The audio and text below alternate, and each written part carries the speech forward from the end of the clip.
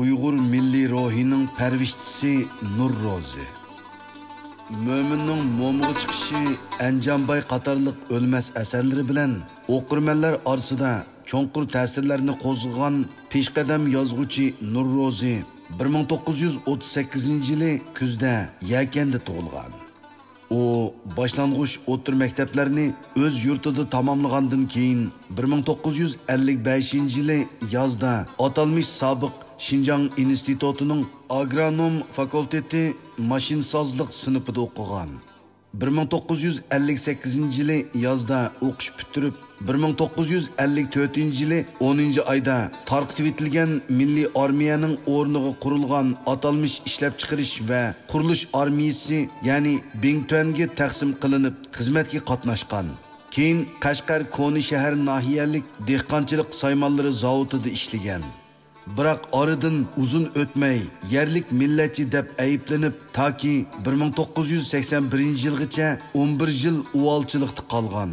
1982-yili nomi va xizmati asliga kelgan. Keyincha u 1985-yili yozda Qashqar Uyg'ur nashriyotiga yo'tkilib kelib, bosma zavodining boshlig'i bo'lgan. 1993-yili 8-oyda 55 yoshida muddatdan burun pensiyaga chiqqan. Chunki 1989-yili mazkur nashriyot Nur Ro'zining tasdiqi bilan Buğraxonlar tazkirasi nomli tarixiy asarni nashr qilgandan keyin mazkur kitob 1990-yili 4-oydagi Barin inqilobining iddiyaviy asosi deb qaralib, dushmanning diqqati Nur Ro'ziga markazlashib qolgan edi. Onun üstüge Nur Ro'zi 1985-yildan toki 1990-yilgacha bo'lgan 5 yilda Uyg'ur milliy ruhi, Uyg'ur tarixi, Uyg'ur milliy madaniyati, diniy e'tiqodi, urf-odatlari va boshqa bir butun Uyg'ur milliy mavjudligini qo'g'dab qilishda halqiliq rol o'ynagan nurg'un qimmatli ilmiy asarlarni aktivlik bilan nashr qilib, 1980-yillardagi milliy va dinni uyg'unishni eng yuqori pallaga yetkazishga cho'ng hassa qo'shgan edi. Ana shu vajidan Nur Ro'zi 1990-yili 8-oydan boshlab yana qaytadan taqib ostiga ilingan. U mushu tariqada 3 yilni testda o'tkazib, 1993-yili 8-oyda 1000 testda muddatdan burun pensiyaga chiqib olgan edi. Bu çağda u aranla 55 yaşta bolsumu, lekin 1959 ve 1980 yıllardaki 11 yıllık kıyın kıstaklar ve xorluqlar, 1980 ve 1990 yıllardaki tinimsiz tirişçanlıklar ve özünü milletinin milli ruhini tirildirişke ve canlandırışka bağışlaşları 1990 yıldan keyinki qattiq siyasi bisimler tüpeylidin, onun teni qattiq acizlab ketken idi. Şonaşqa Nur Ro'zi 2000-yillardan başlap kesel sebebi bilen köp davalanışqa mecbur bolgan. Şu tariqida yana 11 yilni o'tkazgandan keyin 2012-yili 9-oyning 23 kuni yakshanba 74 yoshida Qashqar shahrida vafot bo'lib, marhumning meyit namozi atsi dushanba kuni bomdod namozidan keyin Qashqar Hitgoh jamiasida koni sabdoshlarining ishtirok qilishi bilan nihoyatda dag'dug'liq tushirilgan. Uningdan boshqa Nur Ro'zining kasbdishi va uzun yillik xizmatdishi Mirzahid Hoji Kerimi sabdishi Nur Ro'ziga atab to'limi ta'sirlik bir marsiya yezib chiqqan edi. Marhum yozuvchi Nur Ro'zining Mo'minning mo'miga chiqishi degan hikoyasi to'liqsiz adabiyot darsligiga kirgizilgan.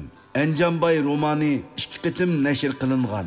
Yana 2 hikoyalar to'plami nashrdan chiqqan edi. Zaman 2017-yilga kelganda vafot bo'lganiga allaburun 5 yil bo'lgan Nur Ro'zi Xitoy doiralari tarafidan qaytadan tanqidlanishga boshlagan.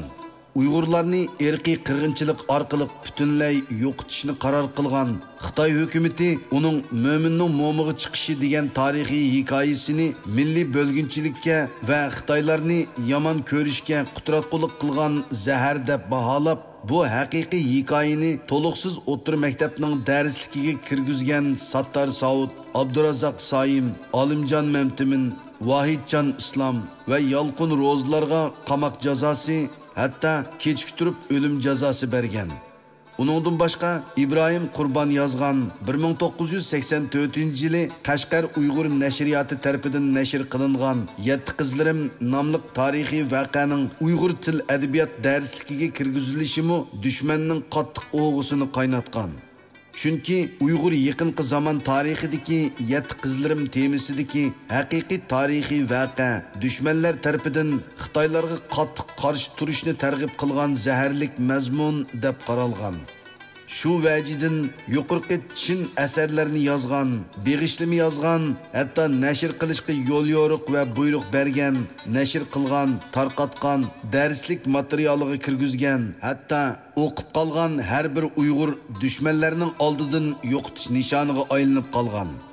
Gerçi Nur Rozi ve Turgun Almaz qatarlıq yazgıçılar ve ziyaliler burun vafat bolgan bolsumu, lekin asabileşken ve telvilişip ketken Xitaylar Turgun Almaz'ның ölükini kezip çıkarıp kamçılaş gerek, Nur Rozi'nin cesetini qayta dargı esiş gerek degandek insan kelpidin çıkan bildirlaşlar arkalık Uygur milli ruhini qoğduğan ve küçeytken töhpikarlarga bolgan qattiq açıqını basalmıgan.